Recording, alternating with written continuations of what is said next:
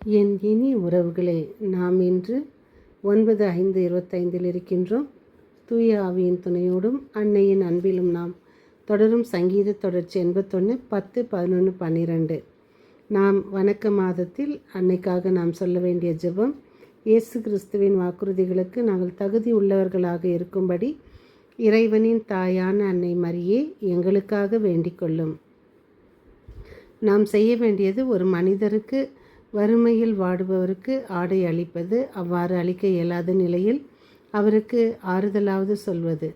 அடுத்து, நாம் இந்த உயிர்த்த ஆண்டவரின் இந்த புனித பாஸ்கா நாட்களை முடித்து நாம் உயிர்த்த ஆண்டவரோடு நாம் வாழ்ந்து கொண்டிருக்கிறோம். உயிர்த்த ஆண்டவர் அங்கு பல அற்புத அதிசயங்களை செய்து வரும் ஒவ்வொரு நாளும் சீடர்கள் உலகெங்கும் சென்று நற்செய்தியை அறிவிக்கிற இந்த நேரத்தில் அவருக்கு எங்கு சென்றாலும் நற்செய்தியை அறிவிப்பது. அதில் ஆண்டவர் நம்மளை தொட வேண்டும் என்றால் எந்த விதத்திலாவது பவுலைப் போல அவரை மாற்றிய இறைவன் நம்மையும் மாற்றுவார். இதோ நாம் புதிய போப்பாண்டவருக்காக நாம் காத்து கொண்டிருந்த இந்த சமயத்தில் இரண்டு முறையும் நமக்கு அந்த ஒரு கரும்புகையை தந்தது.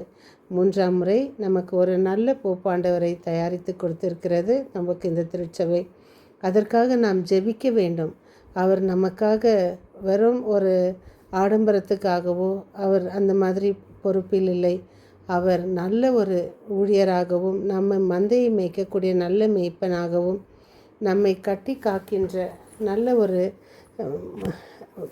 ஒரு தந்தையாகவும் அவர் இருக்க நாம் ஜெபிப்போம். அவர் காலெடுத்து வைக்கின்ற ஒவ்வொரு அடியும் அவருக்கு அவருடைய வாழ்க்கையை மிகுந்த கடுமையான நிலைக்கு கொண்டு போகும். அவரை தாழ்த்த வேண்டும். அவர் மக்களுக்காக வாழ வேண்டும். பல காரியங்கள் செய்ய வேண்டும். இதற்கு முன் இருந்த போப்பை போல அவரும் ஏழைகளை விரும்ப வேண்டும். நாம் அதற்காக ஜெபிப்போம். இன்றைய திருத்துதர்கள் பணி நூலிலிருந்து வாசகம் 9:1-20. சவுலை மாற்றிய இறைவன் நம்மையும் மாற்றுவார். இன்றைய தூய யோவான் நற்செய்தி வாசகம் 6:52-59. நாம் உணவினால் உறவினர் ஆன பொழுது, அவர் உணவை உண்ட பொழுது நாம் அவரோடு இணைந்திருப்பதில்லை. அவருடைய உடலை உண்ணும்போதே நாம் அவரோடு இணைந்திருப்போம். வாழ்வையும் நிலை வாழ்வையும் பெறுபவர் அப்படி என்றால் அழியாத உடல் பெற்றவர், சாவை அறியாத வரம் பெற்றவர் என்றல்ல. மாறாக இறந்தும் என்றும் வாழும் இறைவனின் ஆன்மாவை காத்து கொள்கிறவர்களாயிருப்பர். என்னை உண்போர் என்னால் வாழ்வர். நாம் வாழ்வதற்காக அடிப்படை காரணமும் வாழ்வாதாரமும் இயேசுவாக இருக்கிறார். வாழ்வது நான் அல்ல, இனி என்னில் கிறிஸ்துவே வாழ்கின்றார் என்ற நிலைக்கு நாம் மாறுவோம். உணவை நான் உட்கொள்ளும்போது நான் உணவாக மாறுவதில்லை. ஆனால் நற்கருணையை உட்கொள்ளும்போது நற்கருணையாகவே நான் மாறுகிறேன். அன்னை மரியாவுக்காக. அன்னை மரியா இயேசுவை கருத்தாங்கும் முன் செய்து வந்த இறைவனுக்கு ஏற்புடைய நற்செயல்கள். அன்னை மரியாவுக்கு வானதூதர் இயேசுவின் பிறப்பை முன் அறிவித்த போது அவர் காட்டிய பணிவு.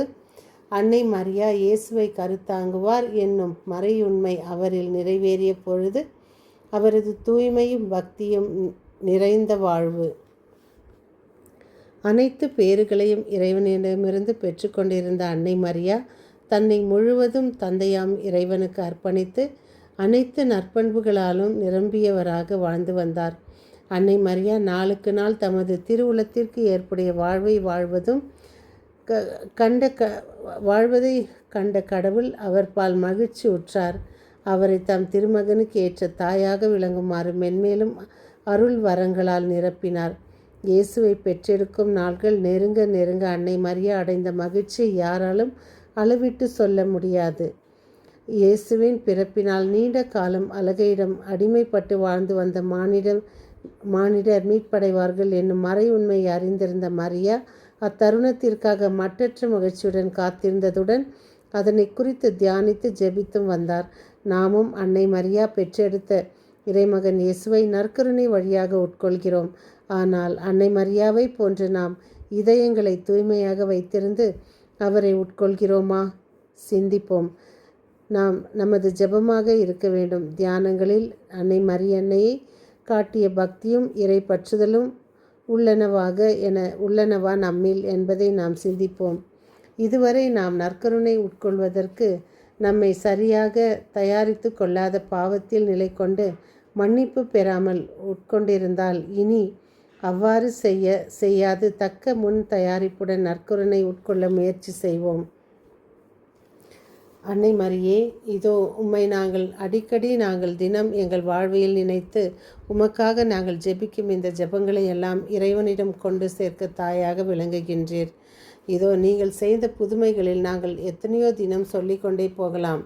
அதில் குவாட்லூப் மரியா என்னும் அந்த ஒரு நகரினை உமது பேராலயமாக மாற்றிய நீர் அந்த பேராயரிடம் விரைந்து சென்று அந்த இடத்தை ஒரு பூ பூக்கும் இடமாக மாற்றி 12/12/1531 அன்று அந்த புனிதர் அவற்றை எடுத்துக்கொண்டு போய் அவருடைய சட்டை பையில் வைத்து அங்கு போய் அந்த ஆயரிடம் காட்டும்போது அதில் உருவமாக விளங்கிய நீங்கள் எங்கள் வாழ்க்கையில் நாங்கள் இழப்புகளை சந்திக்கும் போதும் திருக்காட்சி வரலாற்றை கேட்கும் அன்பான கிறிஸ்தவர்களை மரியன்னையின் வல்லமையும் அவரது அன்பும் இரக்கமும் எவ்வளவு பெரிது என்பதை உணர்ந்து கொண்டவர்களாக அந்த அன்னையின் அடைக்கலத்தை நாட நாம் முயற்சி செய்வோம்.